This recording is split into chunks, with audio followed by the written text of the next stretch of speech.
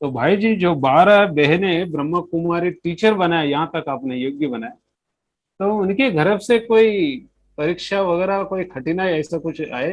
बहुत कठिनाई आया, कईयों को तब बहुत कठिनाई आया। क्योंकि वो सब तो आपके ऊपर ही आएगा हमारे पर जनरली। मारपीट भी किया, अच्छा। सब कुछ हुआ। క్వశ్చన్ बहुत ఇంట్రెస్టింగ్ है, रोमांचिक है। వినండి, చాలా ఇంట్రెస్టింగ్ క్వశ్చన్. మీరు 12 మంది అక్కల్ని బ్రహ్మకుమారి టీచర్ గా తయారు చేశారు కదా, ఎందుకంటే కుమారి బనానా బహుత్ తగడా కామ్ है. ఒకరి జీవితాన్ని అందులో బ్రహ్మకుమారి బాల బ్రహ్మచారి బనానా, ప్రపంచంలో బాల బ్రహ్మచారులుగా తయారు చేయాలి, బ్రహ్మచారిగా ఉంటూ ఇతరులను తయారు చేయాలంటే చాలా పెద్ద విషయం ఇది. చాలా అసంభవాన్ని సంభవం చేయడం. 12 మంది బ్రహ్మకుమారి టీచర్లుగా తయారు చేశారు అంటే వాళ్ళ జీవితాన్ని, అది పెద్ద బాధ్యత, పెద్ద పనితో కూడుకుంది. సో క్వశ్చన్ ఏంటంటే, వాళ్ళ లౌకిక సంబంధికుల నుంచి ఏమైనా విజ్ఞానాలు కానీ, సమస్య కానీ ఏమైనా వచ్చిందని క్వశ్చన్ ఇస్తున్నారు. సో అన్నయ్య అంటున్నారు చాలా ప్రాబ్లమ్స్ వచ్చింది, కొట్టడానికి కూడా వచ్చారు అంటున్నారు. तो वो थोड़ा बता सकते कैसे बाबा हेल्प किया? ఆ సమస్య మధ్యలో బాబా గారు ఎలా సహాయం చేశారు? సమస్య कैसे आया, సమస్య के बीच में సమస్య को बाबा कैसे दूर किया? ప్రశ్న, సమస్య ఎలా వచ్చింది, సమస్య మధ్యలో బాబా మనకి ఎలా హెల్ప్ చేశారు?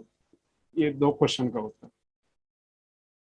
एक बहन को जब ज्ञान की प्राप्ति हुई और उसको हमने जब विजन दिया था कि तुम्हें ब्रह्मा कुमारी बनकर अपना 21 जन्मों का राज्य भाग लेना है, सारे संसार की सेवा करनी है। ఒక అక్కే జ్ఞానం ప్రాప్తి అయిన తర్వాత మేము వాళ్ళకి విజన్ ఇచ్చాము, మీరు బ్రహ్మకుమారిగా మొత్తం విశ్వ యొక్క సేవ చేయాలి, మొత్తం ప్రపంచం యొక్క సేవ చేయాలి. तो उनको यकीन तब होता है कि जब हमारी प्रैक्टिकल लाइफ को देखता है, तब हमारे बोल का असर होता है। వాళ్ళకి ఎప్పుడు నమ్మకం కలుగుతుంది ఇలా మనం చెప్పడం వల్ల? మన ధారణ ద్వారా, మన వ్యక్తిగత జీవితం ద్వారా ఎప్పుడైతే మనం మాట్లాడతామో అప్పుడు వాళ్ళకి ప్రభావం పడుతుంది ఇతరులకి. तो वो बहन तैयार हुई जाने के लिए, ఆ అక్కయ్య तो తయారైపోయింది उसका వెళ్ళడానికి. लौकिक बड़ा भाई వాళ్ళ లౌకిక పెద్ద అన్నయ్య గారు बहुत बड़ा लाठी लेके मेरे सामने खड़ा हो गया చాలా పెద్ద కర్ర తీసుకొని వచ్చారు మా ముందు. कि आप कौन होते हो मेरी बहन को ले जाने वाले। మీరు ఎవరుంటారు మా అక్కని తీసుకెళ్ళడానికి, మా చెల్లెని తీసుకెళ్లేవారు? तो उस समय मैंने बहुत ही प्यार की दृष्टि देते हुए, बहुत ही मीठा बोलते हुए कि भाई साहब वो आपकी ही बहन है। నేను చాలా ప్రేమగా నమ్రచిత్తో మధురంగా మాట్లాడితే, అన్నయ్య గారు, ఆ అక్కయ్య ఎవరైతే ఉందో మీ చెల్లెలే. और जब आप स्वीकृति देंगे तभी वो जाएगी, वरना नहीं जा सकती है। మీరు ఎప్పుడైతే స్వీకృతిని ఇస్తారో అప్పుడే వెళ్తుంది, లేకపోతే వాళ్ళు వెళ్ళరు. तो उसको हमने बहुत ही प्यार से जब बात किया तो धीरे धीरे उसका जो गुस्सा कम हुआ। నేను ఎప్పుడైతే ప్రేమగా ముద్దుగా తీయగా మాట్లాడాను, అప్పుడు ఆయన క్రోధం యొక్క గతి ఏదైతే ఉందో మెల్లగా తగ్గింది. और बैक साइड में उस बहन को हम फोर्स भरते रहे। हाँ, इधर प्यार आगे करो, प्यार, उधर उधर फोर्स. शक्ति, अरे ये गजब हो गया. उधर बहन को फोर्स भरते रहे हाँ, कि तुम्हें निकलना है, तुम्हें इधर निकलना इधर है, उसको ठंडा और कर उधर दे. ठंडा कर दो, तुम्हें निकलना है। ये युक्ति देखो, इसको बोलते हैं युक्ति से हाँ, मुक्ति. तुम्हें निकलना है, तुम्हें వెనక भगवान बुला रहा है। అన్నయ్య వెనక నుంచి, బ్యాక్ నుంచి కన్నకి ఫోర్స్ నింపేవారు. మీకు బయటపడాలి, మీరు బయటపడాలి, మీరు జీవితం తయారు చేసుకోవాలని ఫోర్స్ ఇచ్చేది. అన్నయ్యకేమో ప్రేమగా శాంతిగా అర్థం చేయించేది. तो इस तरह से कईयों के साथ मारपीट भी हुआ, मार भी खाया हमने, దెబ్బలు కూడా తిన్నాం, కొట్లాట కూడా అయిందనమాట. लेकिन कभी हमने थका नहीं, हारा नहीं, हार कभी नहीं माना। కాబట్టి నేను ఎప్పుడు ఓటమిని స్వీకరించలేదు. क्योंकि बाबा की जीवन कहानी हमने पढ़ा है, दादियों का, दादाओं का अनुभव सुना है। అన్నయ్యలది, దాదా వాళ్ళది, तो ये దాది तो వాళ్ళ జీవిత యొక్క హిస్టరీ చదివాం కదా. जीवन में विघ्न और समस्या नहीं आएगा तो हम मजबूत स्ट्रांग कैसे होंगे। జీవితంలో విజ్ఞానాల సమస్య రాకపోతే మనం స్ట్రాంగ్ గా ఎలా ఉంటాం? तो इसलिए हम कभी हारते नहीं, कभी थकते नहीं कि काम मेरा नहीं है, काम उसका है, बाबा का काम है, मेरा नहीं है ना। అందుకనే మేము ఎప్పుడు ఓటమిని స్వీకరించాము, ఎప్పుడు అలసిపోం. ఎందుకంటే పని కార్యం బాబాది, చేయించేవారు బాబా కదా. तो इसलिए कभी न घबराहट होता है, न चिंता होता है। करण करावन हर कर रहा है, मैं इंस्ट्रूमेंट हूं। ఎప్పుడు నాకు భయం గాని, చింత గాని, ఆందోళన గాని ఎప్పుడు జరగదు. ఎందుకంటే చేయించేవారు బాబా. చేయించేవారు చేయిస్తున్నారు. ఆయన పని ఇది, ఆయన కార్యం. నేను ఒక ఇన్స్ట్రుమెంట్ బాబాకి. సో आप पूछिए और भी पूछना है। సో ఇది అనుభవం అన్నమాట बाबा गाड़ी। तो भाई जी जब आप इधर मधुबन में आए, उस समय चंद्रमणि दादी थी, जब मधुबन में आए तो आपको कोई प्रॉब्लम नहीं हुआ? यहाँ संगठन इतना बड़ा संगठन, वहां तो छोटा था परिवार, तो ये तो बेहद हो गया। अलग अलग संस्कार के लोग हैं, अलग अलग मिलते हैं ना यहाँ, तो अलग अलग पुरुषार्थ के लोग। तो आपको कोई ऐसी कोई परिस्थिति आई तो संगठन को देख के हम कैसे मोल्ड रहते, कैसे सीखते? संगठन में अगर प्रॉब्लम आए तो उसको कैसे समाधान, क्योंकि 31 ईयर्स है ना, बहुत बड़ी बात होती है। 31 ईयर्स में बहुत सारे हमारे साथ गुजरता है कोई ना कोई। तो उस समय आप क्या सपोर्ट लेके चले? क्योंकि यहाँ संगठन में अकेला भी रहना और साथ में भी रहना, और कोई नाराज भी नहीं हमसे, क्योंकि अलग अलग टाइप के आत्मा है ना। तो क्वेश्चन ఇది, मेरा जो मैं इनको తెలుగు में क्वेश्चन बोल देता हूँ। तो क्वेश्चन ఇది, ఇంత పెద్ద సంఘటన కదా, అక్కడ చిన్న పరివారం, ఈశ్వరీయ పరివారం, బ్రాహ్మణ పరివారం, పెద్ద పరివారం. ఈ పరివారంలో అనేక రకాల ఆత్మలు ఉంటాయి. ఈ ఆత్మల మధ్యలో ఉంటూ ఎలా మనం వాళ్ళ ఏదైనా సమస్య వచ్చిందా రాలేదా, ఒకవేళ వస్తే మనం ఎలా నేర్చుకుంటాం వాళ్ళ నుండి, ఎలా ఎదుర్కొంటాం ఆ సమస్యని? तो ये था क्वेश्चन। मैं मेरा जो कारोबार लौकिक में कंस्ट्रक्शन था, कारोबार था, और यहाँ मैं वही सेवा के लिए आया। నాది లౌకికంలో కన్స్ట్రక్షన్ ఉండేది, నేను అదే సేవ కోసం ఇక్కడ వచ్చాను। तो कंस्ट्रक्शन का कारोबार आप जानते हैं कि लेबर है, मिस्त्री है, हैंडलिंग करना, काम नुकसान होता है, उसमें नुकसान ना हो तो स्ट्रेस तो होगा, कई साथ टकराव तो आएगा, परिस्थिति आएगी। लेकिन यदि हमारा अमृत बेला यदि पावरफुल है तो मैंने ये अनुभव किया है कि एक और लोकल जो कॉन्ट्रैक्टर था यहाँ संस्थान में, हम लोग जब टेक ओवर करने लगे कारोबार को, तो उनके हाथ से जब अधिकार निकलते चला गया तो वो बहुत ज्यादा प्रॉब्लम क्रिएट करता था लोकल। సో ఇక్కడ వచ్చినటువంటి సమస్య ఏంది, ఎలా ఎదుర్కొంటున్నామంటే, ఇక్కడ కన్స్ట్రక్షన్ డిపార్ట్మెంట్ కాబట్టి మనందరికి తెలుసు అన్నమాట, ఇంటి నిర్మాణంలో ఒక దాన్ని మేనేజ్ చేయాలన్నమాట। సో అందులో మేనేజర్గా ఇస్తే అందులో లేబర్స్ ఉంటారు, పని చేసే వాళ్ళు ఉంటారు, కొన్నిసార్లు సంస్కారంలో ఎదురుబాట్లు కూడా అవుతుంది। ఒకవేళ ఇవన్నీ ఉంటాయి, బాధ్యత అన్నప్పుడు ఇవన్నీ సమస్యలు, ఇవన్నీ ప్రాబ్లమ్స్ వస్తాయి। ఒకవేళ మన అమృత వేళ కనుక పవర్ఫుల్ శక్తిశాలిగా ఉన్నట్లయితే ఇవి చేయడం చాలా సహజం। ఎప్పుడైతే ఇక్కడ ఒక లోకల్ అన్నయ్య అన్నమాట, ఆయన నుంచి ఎప్పుడైతే పోస్ట్ తీసేసుకుంటున్నారు, ఎందుకంటే అతను దాని ముందు అతనే సంపాదన చేసేవారు లోకల్ అన్నయ్య, ఆయన నుంచి అధికారం తీసుకుంటున్నప్పుడు उससे क्या होता था कि वो गाली भी देता था, बहुत गुस्से में बोलता था, लेकिन हमको ये फील होता था कि कुछ आवाज तो कान पे आ रहा है, लेकिन अंदर कुछ असर नहीं हो रहा है, कुछ असर नहीं हो रहा है, क्योंकि अंदर निकल जा रहा है, क्योंकि अंदर से जो एनर्जी हमें जो मिली हुई और रिचार्ज लगातार हो रहे हैं बाबा से, उसमें भी तार जुड़ा हुआ है। तो ना तो हमको दुख की फीलिंग होती थी, ना गुस्सा आता था, ना कोई टेंशन होता था। ఎందుకంటే అన్నయ్య రాకముందు ఇంకో అన్నయ్య చూసుకుండేవారు అనమాట, లోకల్ అన్నయ్య నిమిత్తంగా చేశారు అతన్ని। అన్నయ్య అన్ని చూసుకుంటున్నప్పుడు ఆయనకి తీసేయడం జరుగుతుంది। ఆయన పోస్ట్ ఎప్పుడైతే పోతుందో ఆ వ్యక్తి ఏం చేసేవాడంటే ప్రెషర్లో వచ్చి గ్లాని చేయడం, అపనింద చేయడం, కోపంగా మాట్లాడడం, అలా రకరకాలుగా ప్రవర్తించేవారు।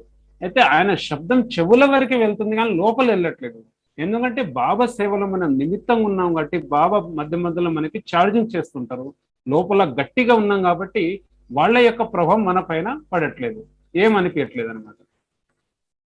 तो इसलिए कि हर एक के संस्कारों के साथ हमें एडजस्टमेंट होना है। हर कोई यहाँ आया हुआ है, हर कोई पुरुषार्थी है, अपने आप में अपने सामर्थ्य के अनुसार से मेहनत कर रहा है, कोई कम कोई ज्यादा, संस्कार परिवर्तन का दौड़ है ये। इस बात की हमें गहरी समझ थी, इसलिए बातें तो आती है, लेकिन हमारे अंदर एक क्षमा भाव हो, उस पर भी दया भाव हो, हमें ब्रॉड माइंड होके उस परिस्थिति को देखना है, पहले समझ के चलना समझ के चलना है। ముందు మనం అర్థం చేసుకొని నడవాలి, ఏదైనా సిచ్యువేషన్ వచ్చినా ఏదైనా మాట వచ్చినా ముందు అర్థం చేసుకోవాలి. తర్వాత మన మనసులో విశాల భావన ఉండాలి, క్షమా భావన ఉండాలి. तो किसी प्रकार का डायरेक्ट कोई टकराव बहुत बड़ा जो विघन रूप बने यज्ञ में, ऐसा नहीं हुआ कभी। ఎప్పుడు ఈ యజ్ఞంలో ఉంటున్నాం కాబట్టి డైరెక్ట్ విగన్ రూప్ కానీ సంస్కారాల తగులుబాట్లు కానీ అలా జరగలేదు. క్యూ పహలే క్షమాభావ సమజ్ కే చలనా ఏక్ దూసరే.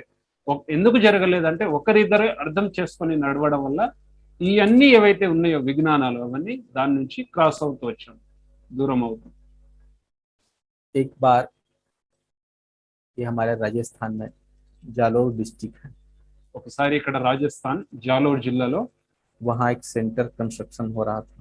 అక్కడ ఒక సెంటర్ కన్స్ట్రక్షన్ అవుతుంది. वहाँ दूसरे भाई को दिया था कार्य, వేరే అన్నయ్యకి ఇచ్చారు కార్యభారం. तो वहाँ बहुत बड़ा विघन पैदा हो गया और कंस्ट्रक्शन रोक देना दिया गया సెంటర్ గా सेंटर का। సెంటర్ కన్స్ట్రక్షన్ అవుతుంది, ఇంటి నిర్మాణం, పెద్ద విఘ్నం వచ్చింది ఆ సెంటర్ లో, అక్కడ ఆగిపోయింది కన్స్ట్రక్షన్.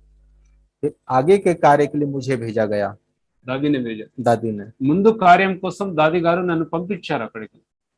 तो जिस दिन हम जा रहे थे, ऐसा ही मैं सोचता हूँ कि जुलाई या अगस्त तक महीना है, कार से दो लोग मुझे छोड़ने जा रहे थे। ఇద్దరు అన్నలు నన్ను పంపించడానికి వస్తున్నారు तो నాతోటి. मैं ये सोच के जा रहा था कि मैं एक मिलिट्री मैन हूँ और मेरा जो कमांडर बाबा मुझे भेज रहा है वहां। నేను ఇలా అనుభవం చేసుకొని వెళ్తున్నాను అనమాట. అక్కడ విఘ్నం వస్తుంది, విఘ్నాన్ని దూరం చేయడానికి నేను ఒక మిలిటరీని, నేను ఆర్మీని, మిలిటరీని, నా కమాండర్ బాబా. तो रास्ते में हमारी कार एक्सीडेंट होते होते बहुत मुश्किल से बची। దారి మధ్యలో కార్ యాక్సిడెంట్ అవుతూ అవుతూ సురక్షితంగా అయిపోయాం. और मैं वहां जाके अपना कार्य संभाला। నేను అక్కడికి వెళ్ళి ఆ కార్యభారాన్ని తీసుకున్నాను. विघन तो आते रहे, म्युनिसिपैलिटी के लोग, एंटी पार्टी लोग आके काफी प्रॉब्लम करते रहे। విఘ్నం అయితే వచ్చింది, మున్సిపాలిటీ నుంచి వచ్చింది, యాంటీ పార్టీ నుంచి వచ్చింది, అంటే వ్యతిరేకంగా ఉన్న వాళ్ళు, బ్రహ్మకుమారి వ్యతిరేకంగా ఉన్న వాళ్ళు. लेकिन मेरे सदा ये सोच में था, मुझे जो बाबा ने काम दिया है, मुझे जो दादी ने जिसे, उसको मुझे कुछ भी करके पूरा करना, चाहे कुछ भी हो जाए मुझे पूरा करना ही है। ఏది ఏం జరిగినా నాకు దాది వాళ్ళు ఏదైతే పంపించారో ఈ సేవ కోసం, బాబా ఈ సేవ కోసం అయితే నాకు ఇక్కడ పంపించారో, ఏది ఏం జరిగినా సరే ఆ కార్యాన్ని పూర్తి చేయాల్సిందే. और वहां बहनों को शिफ्ट करना है, सेंटर शिफ्ट करना है, फिर करना है। शिफ्ट करना अच्छा, वहां गीता पाठशाला से सेंटर। हाँ, पहले मैं रेंट पे था, permanent हूँ। रेंट पे था, शिफ्ट करना है Shift अपनी करना। बिल्डिंग पे। ఏది ఏం జరిగినా సెంటర్ ని షిఫ్ట్ చేయాలి, అంటే ఇంకా స్థిర సెంటర్ చేయాలి. तो एक दिन अत्यधिक एंटी पार्टी का प्रेशर था एसडीएम के ऊपर, एसडीएम हमको अरेस्ट करके ले गया। ఒక రోజు ఏమైపోయిందంటే యాంటీ పార్టీ ఎవరైతే వ్యతిరేకంగా ఉన్నారో వాళ్ళకి ప్రెషర్ వేశారనమాట ఎస్డిఎం కి. ఎస్డిఎం ఏం చేశారంటే నన్ను అరెస్ట్ చేసి తీసుకెళ్లారు. हमें अंदर ले गया। ఆనామే हाँ, స్టేషన్ లో తీసుకెళ్లారు నాకు అరెస్ట్ करके। अच्छा, तो हमने सिर्फ उनको ये पूछा कि सर मेरे पास म्युनिसिपैलिटी की परमिशन है, నేను వాళ్ళకి ఇదే చెప్పాను అనమాట ఎస్డిఎం గారికి, సార్ నా దగ్గర कंस्ट्रक्शन परमिशन, కన్స్ట్రక్షన్ పర్మిషన్ ఉంది, మున్సిపాలిటీ యొక్క పర్మిషన్ ఉంది నా దగ్గర అన్నారు. लैंड हमारा परचेस किया हुआ है, ల్యాండ్ మేము కొన్నది, ड्राइंग हमने पास किया हुआ है, అన్ని పాస్ చేసి ఉన్నవి, फिर हमारी गलती क्या है? మా తప్పేంటిది? बोलता था कोई गलती नहीं है, ఏం తప్పు లేదు మీది, लेकिन काम बंद करो। కానీ పని బంద్ చేయి. मैंने कहा काम बंद नहीं हो सकता है, పని ఆగిపోదు, चाहे कुछ भी, कोई भी आ जाए, काम बंद नहीं होगा। ఎవరు వచ్చినా కూడా పని ఆపు చేయము. तो उन्होंने कहा कलेक्टर का आदेश है, तो मैंने కలెక్టర్ యొక్క ఆదేశం मैंने कहा रिटर्न में दीजिए, हाँ? रिटर्न में लिखित में दीजिए। రాసి ఇవ్వండి నాకు అన్నారు అనమాట. बोले कि लिखित में नहीं मिलेगा। రాసి ఇవ్వలేము అన్నారు. मैंने कहा कलेक्टर का बाप आ जाए तभी काम बंद नहीं होगा। కలెక్టర్ నాన్న వచ్చినా కూడా పని ఆగదన్నాడు అనమాట అథారిటీ. हाँ, उनको गुस्सा आया और मुझे अरेस्ट करके ले गया। నా కోపం, వాళ్ళ కోపం వచ్చి నన్ను అరెస్ట్ చేసి తీసుకెళ్లారు. जब मुझे ले गया ఎప్పుడైతే నన్ను तो తీసుకెళ్లారు मुझे कोई डर तो नहीं लगता है, पहले लगे तो- भी और अभी भी। భయం లేదు, ఇప్పుడు లేదు అప్పుడు లేదు. तो मैं जानता हूँ कि साकार बाबा के समय में कराची में जब कर्फ्यू लगा था, दादी निर्मल शांता जी गाड़ी चलाते हुए गई और कुछ पुलिसमैन रोका और उन्होंने नहीं रोका, गाड़ी निकाल लिया।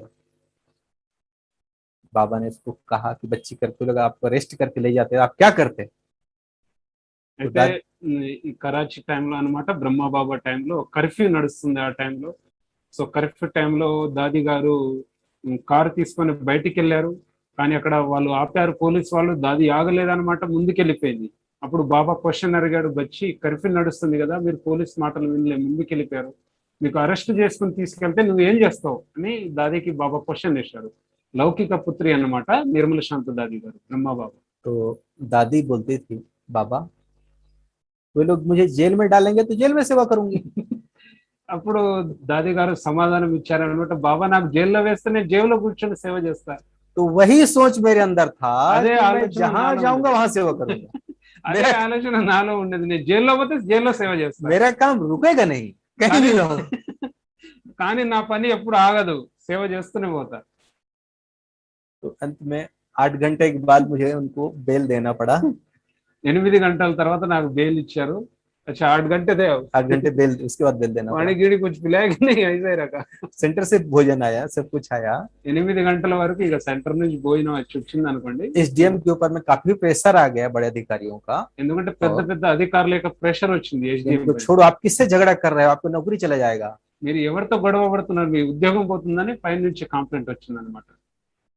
तो जीवन में बहुत सारी परिस्थितियां आता है, लेकिन यदि हमारा मन बुद्धि बाबा के आदेश श्रीमत अनुसार चल रहा है तो हर मुसीबत पे वो रास्ता आपको साफ दिखाई देगा। జీవితంలో అనేక ఎగుడు దిగుడులు వస్తుంది, కానీ మన మనసు బుద్ధి శ్రీమత అనుసారంగా ఉన్నట్లయితే వికట పరిస్థితిలో తప్పకుండా బాబా ఆ సమయంలో దారిని చూపిస్తారు. బాబా అనుసారంగా ఉంటాయి, బాబాకి అనుసాर रहेगा तो इसलिए बाबा के बनने के बाद कोई भी कार्य असंभव नहीं है, क्योंकि वरदाता बाप का वरदान आपको मिल चुका है। सिर्फ ये है कि उसको रियलाइज करके उपयोग में लाना। బాబా ఏ కార్యం ఆగిలేదన్నమాట, ఆగలేదు.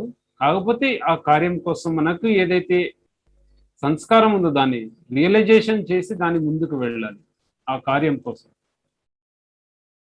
इसलिए कभी रुकना नहीं, कभी ठहरना नहीं, कभी थकना नहीं। రుకునా జానా తేరా కామ్ నహీ, థక్ జానా తేరా కామ్ నహీ. ఎప్పుడు ఆగిపోకూడదు, ఎప్పుడు వంగిపోకూడదు, ఎప్పుడు స్థిరం అవ్వకూడదు. क्योंकि सदा याद रखना, संगम युग का समय भी बहुत कम है, लेकिन कौन सी घड़ी हमारी आखिरी होगी। సదా గుర్తుంచుకోవాలి, इसलिए सदा हर घड़ी मेरी अंतिम घड़ी है। मुझे 1 सेकंड का समय या एक भी संकल्प व्यर्थ नहीं करना है। जन कल्याण के लिए श्रीमत अनुसार संसार की सेवा के लिए मुझे लगाना है, సదా ఉపస్థితి రానా. ये लेके मैं चलता हूँ। అయితే ఇదే నేను ప్రేరణ తీసుకొని వెళ్తాను అనమాట. ఈ సంఘం యొక్క ఘడియలు అంతిమ ఘడియలు, ఏ సమయంలో అయినా ఎప్పుడైనా శ్వాస వదలొచ్చు, కానీ ఈ సంఘం యొక్క ఘడియలను మనం సఫలం చేసుకోవాలి. అలా నేను ముందుకు వెళ్తూ ఉంటాను, దీన్ని తోడుని తీసుకెళ్తూ ఉంటాను. इसलिए बाबा साथ है, कोई भी कार्य असंभव नहीं है। అందుకని బాబా తోడున్నారు కాబట్టి ఏ కార్యం అసంభవం అనేది లేదు.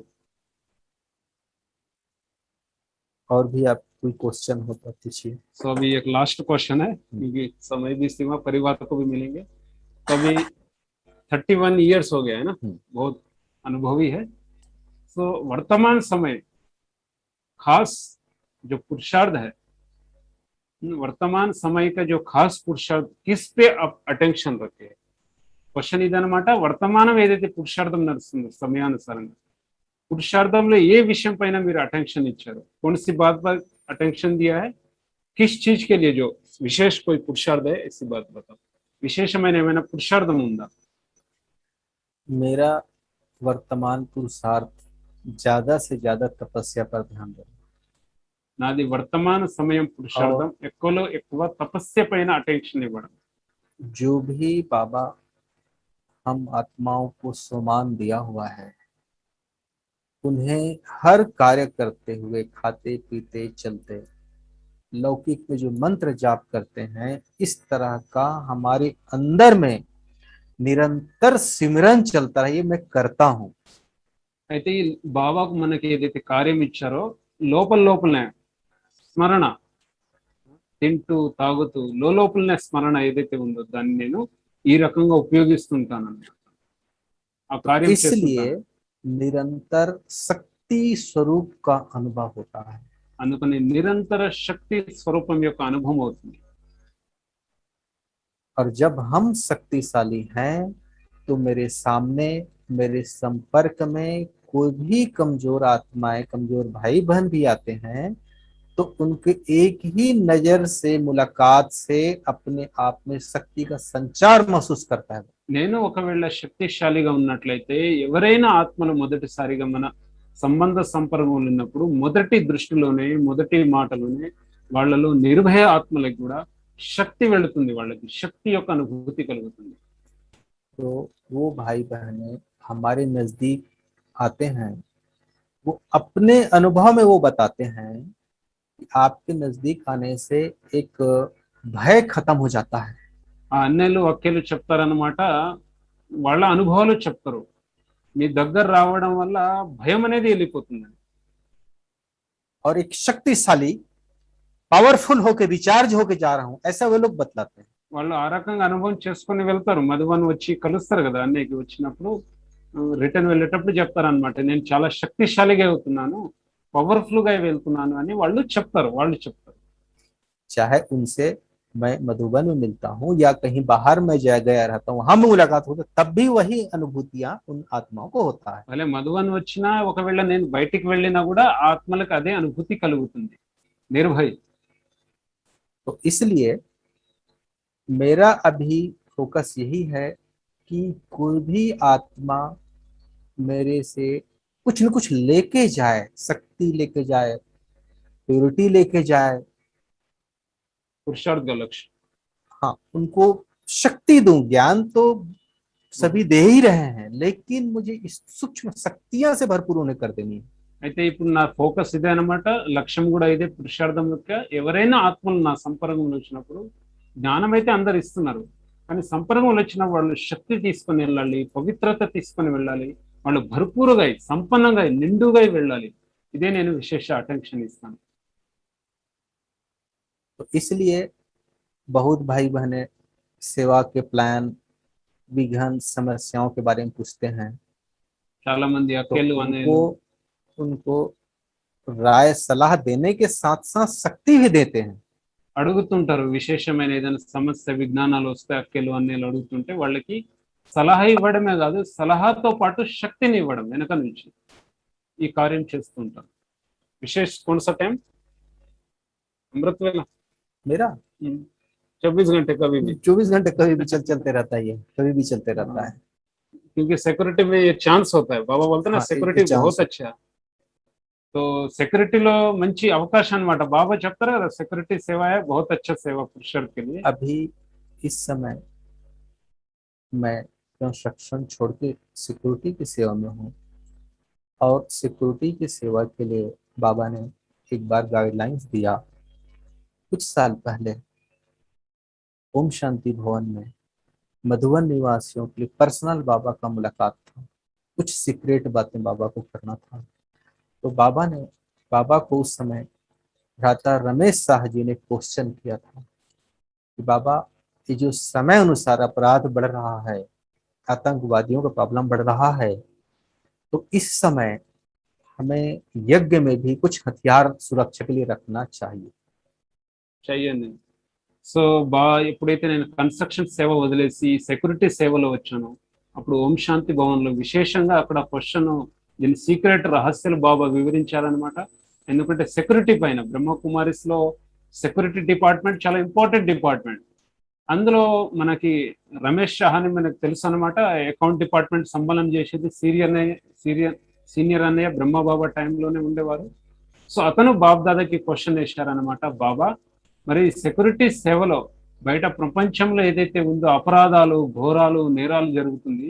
మరి మనం ఈ యజ్ఞంలో కర్రలు, ఆయుధాలు ఏమైనా ఉంచుకోవచ్చా అని బాబాకి క్వశ్చన్ వేశారు. ఎందుకంటే బయట ఈ అన్ని కండిషన్ నడుస్తున్నాయి కదా ప్రాబ్లమ్స్.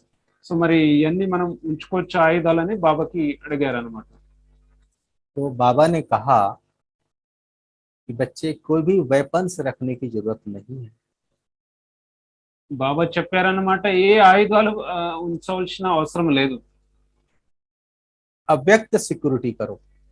వా బాబా అన్నారనమాట, అవ్యక్త సెక్యూరిటీ చేయండి అందరికి. तो बाबा ने कहा कि आप बाबा की याद में रह के जो राउंड लगाते हो, तो कोई भी आपका नुकसान पहुंचाने के लिए यज्ञ में आता है तो वो उसका मन आपको देख के चेंज हो जाएगा। ఎవరైనా అలాంటి దృష్టితో వచ్చారనుకోండి, మీరు మనసా ద్వారా రౌండ్ వేయండి, అవ్యక్త రౌండ్ వేయండి, అవ్యక్తం ద్వారా రౌండ్ వేయండి. ఎవరైనా అలాంటి నెగిటివ్ ఆలోచనతో వచ్చినా వాళ్ళ మనసు పరివర్తన అవుతుంది ఇక్కడ వచ్చి అని బాబా వివరించారు. जैसे साकार बाबा को एक बार ఎలాగైతే उसके సాకార బాబా विरोधियों ने ఒకసారి వాళ్ళ యొక్క విరోధి बाबा को मारने के लिए भेजा था, బాబాను కొట్టడానికి పంపించారు. उस समय बाबा बहुत ही पावरफुल शिव बाबा की याद में थे, ब्रह्मा ఆ बाबा। సమయంలో బాబా, బ్రహ్మ బాబా చాలా శక్తిశాలిగా శివబాబా యొక్క స్మృతిలో ఉన్నారు. और जब वो सिख मारने के लिए जब आया बाबा के सामने, సిక్కు ఎవరైతే ఉన్నారో అతను బాబాను చంపడానికి ఎప్పుడైతే వచ్చారో, అటాక్ చేయడానికి, तो ब्रह्मा बाबा उन्हें गुरु नानक देव के रूप में दिखाई दिया। సాక్షాత్కారం అయిందనమాట అతనికి. బ్రహ్మా బాబా ఎవరైతే ఉన్నారో గురునానక్ రూపంలో సాక్షాత్కారం కలిగింది. ఎవరు? ఆ అపరాధి ఎదురుగా వచ్చేటటువంటి వారికి. तो वो तो बाबा के पैरों में गिर गया, ఆయన బాబా చరణాలు పడ్డారు. कहा गुरुजी मुझे माफ करना, मैं तो आपको मारने के लिए आया था और आप तो मेरे गुरु हो, मुझे गलती हो गई, मुझे माफ करना। उसका हृदय परिवर्तन हो అప్పుడు गया। కాళ్ళలో పడి, బ్రహ్మ బాబా కాళ్ళలో పడి, గురుజీ గురుజీ నన్ను క్షమించాడు, నేను మిమ్మల్ని చంపడానికి వచ్చాను, కానీ మీరు మా గురువుగా లభించారు, నన్ను క్షమించడని బాబా కాళ్ళలో పడ్డారు.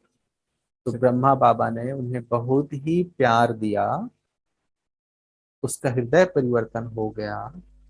ऐसा ही हम अपनी पावरफुल बाबा की याद में फरिश्ता रूप में सुरक्षा करते हैं, तो जो भी यज्ञ के नुकसान पहुंचाने के लिए आता है उसका मन चेंज हो जाता है। అయితే మనం ఎప్పుడైతే బాబా స్మృతిలో అవ్యక్త పరిస్థిత రూపంలో రౌండ్ కొడతామో, సెక్యూరిటీ చేస్తామో, అలా ఎవరైనా నెగిటివ్ భావనతో యజ్ఞాన్ని నష్టం పరచాలని ఇలా ఎవరైనా వచ్చారనుకోండి, వాళ్ళు రావడంతో ఇలాంటి యొక్క వైబ్రేషన్ తోటి వాళ్ళ హృదయం, మనసు చేంజ్ అయిపోతుంది. ఎలాగైతే బ్రహ్మ బాబా చరణాల దగ్గర పడినప్పుడు బాబా చాలా ప్రేమించే వాళ్ళు, ఆలన పాలన చేశాడు, ఆయన హృదయ పరివర్తన అయిపోయింది. సో అదే మేము ఇక్కడ చేయాలి అన్నమాట, చేస్తాము. तो इस तरह का बाबा का जो कहना है कि याद ऐसा बड़ा हथियार है, ऐसी बड़ी दवाई है, सारे समस्याओं का हल है एक बाबा की ఈ याद। స్మృతి అంత పెద్ద ఆయుధం అన్నమాట. సర్వ రోగాలు కానివ్వండి, సర్వ సమస్యలకి సమాధానము, शक्तिशाली स्मृति वो का बाबा, आज भी बाबा ने बोला था आज भी बाबा शक्तिशाली है. सो घर वाले को भी इंस्पिरेशन है. घर वाले को भी बोल सकते. किसी का आजकल जो लड़कियां हैं डरते हैं माँ बाप बाहर भेजने में भी. हाँ, ఈ రోజు నేను ఇంకో నై క్వశ్చన్ పూछ रहा हूँ अभी अभी मेरे को टच हुआ.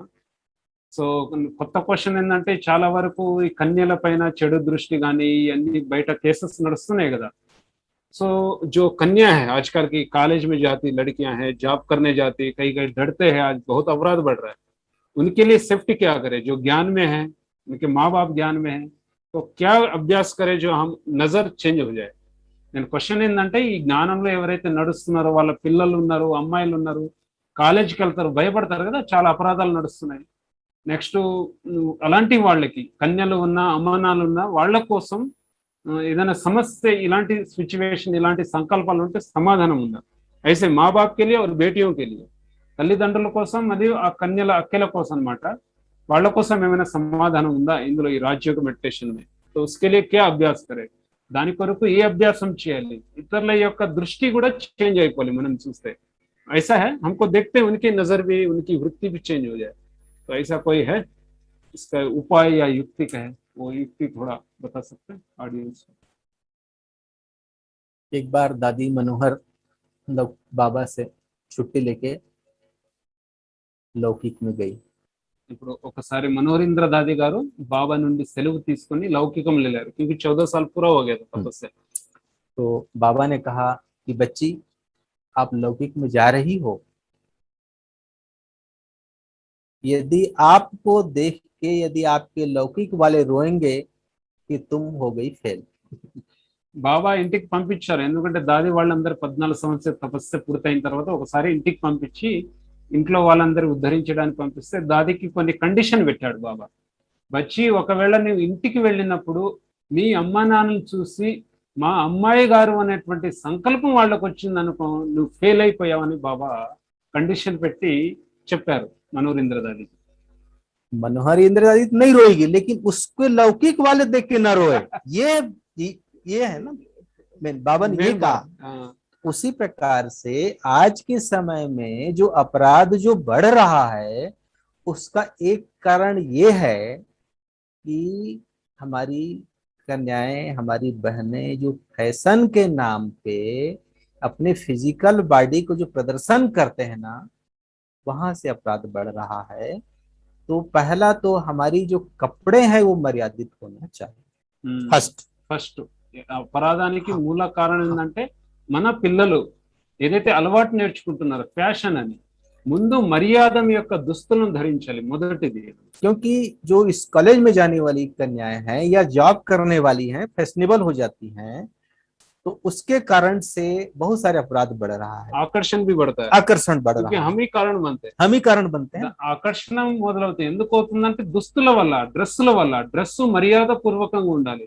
అపరాధానికి మూల కారణం ఏంటంటే ఈ డ్రెస్సు మెయిన్ అన్నమాట। ఎందుకంటే ఈ డ్రెస్సు ఫ్యాషనబుల్ డ్రెస్, ఎవరైతే ఉద్యోగం చేస్తున్నారో కాలేజీకి వెళ్తున్నారో అలాంటి వాళ్ళకి ఒక మర్యాదమైన డ్రెస్సులు వేయడం వల్ల సురక్షితం ఉండాలి, లేకపోతే ఏమవుతుందంటే ఇతరులకి ఆకర్షణ కలిగిస్తుంది, దానివల్ల అపరాధం అనేటువంటి ఘోరాలు నేరాలు పెరుగుతున్నాయి అన్నమాట। तो आपका जो क्वेश्चन का आंसर देने से पहले मैं मनोहर दादी का क्यों बताया, उसका कुछ रीजन है। నేను మనోహర్ దాదికి ఎందుకు చెప్పాను, మీరు క్వశ్చన్ అడిగే ముందు దానికి రీజన్ ఉంది ఒకటి। वो है सूक्ष्म में और ये है स्थूल में। అక్కడ సూక్ష్మం, ఇది స్థూలం, విషం। तो जो भी बाबा की बच्चियां हैं, कन्याएं हैं, ఎవరైతే कॉलेज బాబా जाती పిల్లలు हैं या जॉब करती हैं, तो सदा अपने आप को कंबाइंड रूप में योग करके घर से निकले। ఎవరైతే కన్యలు ఉన్నారో, ఈ జ్ఞాన మార్గంలో నడిచే వాళ్ళు, సంపర్కంలో అమ్మ నాన్నలు ఎవరైతే సంపర్కంలో ఉన్నారో, జాబ్ చేసే వాళ్ళు ఉన్నారో, ముందు కంబైన్డ్ రూపంగా అనుభవం చేసుకొని వెళ్ళాలి। और बाबा ने कहा है कि बच्चे कुछ दोस्त बना के साथ लेके चलो ना, బాబా చెప్పారు కదా, పిల్లలు నన్ను స్నేహితులుగా తోడు తీసుకెళ్ళండి। न तो बस का टिकट लगेगा, न कोई स्थान मैं लूंगा, न कुछ आपसे खाऊंगा पीऊंगा, आपके एक ఛత్రఛాయ, छत्र छाया के रूप में सदा साथ चलूंगा। लोगों को दिखाई नहीं देगा, लेकिन आपको देख के लोगों को मन में दूषित विचार आएगा ही नहीं। మీ స్నేహితుడు చూసుకోండి, నాదేది టికెట్ తగలదు, ఇక్కడ ప్లేస్ స్థానం అవసరం లేదు, కనిపించని కూడా వ్యక్తంగా ఉంటాను, కానీ నాకు తోడు బాబా అన్నారు అనమాట, నాకు తోడు తీసుకెళ్లడం వల్ల మీకు సురక్షితంగా కూడా చేస్తాను, నెక్స్ట్ ఇతరుల ఆత్మల యొక్క సంకల్పాలు కూడా నడవదు, నెగిటివ్ సంకల్పాలు, కలుషితమైన ఆలోచనలు। इसलिए मर्यादित कपड़े, मर्यादित बोल और बाबा की याद सदा सुरक्षित है, चाहे वो कहीं भी जाए। ఎక్కడికైనా వెళ్ళొచ్చు, కానీ మర్యాదకరమైన దుస్తులు, మర్యాదకరమైన మాటలు, ఈ రెండు ఉన్నట్లయితే సురక్షితంగా ఉంటారు। మరి బాబా యొక్క స్మృతి, బాబా తోడు, మర్యాదమైన దుస్తులు, మర్యాదకరమైన మాటలు ఉన్నట్లయితే ఎక్కడికైనా వెళ్ళొచ్చు, వాళ్ళు సురక్షితంగా ఉంటారు। ఈ దునియాకు పతానే సీక్రెట్, ये दुनिया की ఇది ప్రపంచం తెలియదన్నమాట। ఈ సీక్రెట్ బాబా మనకి ఇచ్చారు, శివశక్తి అనే టైటిల్। पास हो के आगे मनोहरेंद्र दादी, हाँ पास होगा। మనోహరేంద్ర దాదికి బాబాయ్ मैं पूरा नहीं किया इसको, తెలుగు में बोलता। మనోహరేంద్ర దాదికి బాబా ఏం చెప్పారంటే, నీ అమ్మ నిన్ను చూసి ఎడవకూడదు అన్నమాట, భలే నువ్వు ఎడవ, కానీ నా కూతురు వచ్చిందని 14 సంవత్సరాల తర్వాత ఒక కన్య ఇంటికి వెళ్తే ఎలా ఉంటుందండి అని। దాది అదే సమానం, మే శివశక్తి హూ, మై అవతార్ మూరతాత్మ. అమ్మ నాన్నలు కూడా అదే ఫీలింగ్ కలిగింది, ఈమె ఒక దేవి మా ఇంట్లో వచ్చిందని. అలా దాది వాళ్ళు తమ తమ ఇంట్లో వెళ్ళి మళ్ళీ బాబా జ్ఞానాన్ని తీసుకొచ్చారు, మళ్ళీ అందరికి పరివారాన్ని ఉద్ధరణ చేశారు. ఫిర్ మాకో भी साथ में लेके తల్లిని కూడా జ్ఞానంలో తీసుకొచ్చింది అనమాట. ముందు అపోజిషన్ ఉండే, తల్లి మనోరేంద్ర వాళ్ళ తల్లి అపోజిషన్ ఉండే బ్రహ్మబాబాకి. ఇంటికి వెళ్ళిన తర్వాత బాబా ఇంటికి మళ్ళీ వచ్చారు. అట్లా స్టార్ట్ అయింది దాది వాళ్ళ జీవితాలు. ఎందుకంటే వాళ్ళు కూడా ఆ టైంలో కన్యలు ఉండేది కదా, మర్యాద పూర్వకంగా ఉండేవాళ్ళు కాబట్టి దేవి దేవి అనేవాళ్ళు. క్యూకి ఉస్ సమయ भी दादियों को देवी देवी बोलते थे, దేవి దేవి అనేవారు. ఎందుకంటే మర్యాద పూర్వకంగా, పవిత్రత, భావస్మృతి. సో ఎవరి అయితే పిల్లలు అమ్మాయిలు విశేషంగా ఉన్నారో, కన్యలు ఉన్నారో, వాళ్ళకి తల్లిదండ్రులు కూడా ఇదే అభ్యాసం నేర్పించాలి. ముందు తల్లిదండ్రులు నేర్పించాలి దుస్తులు ఎలా ధరించాలి, మర్యాద పురుషోత్తం, జీన్స్ ఎక్కువగా ఉంటుంది ఫ్యాషనబుల్, అవన్నీ కొంచెం చెప్పాలన్నమాట, టైట్నెస్ వస్తువు ధరించకుండా. ఇది ఈ రోజు విశేషమైన అనుభవం हमारे पास श्रवण भाई है. तो आपको भी बहुत बहुत धन्यवाद.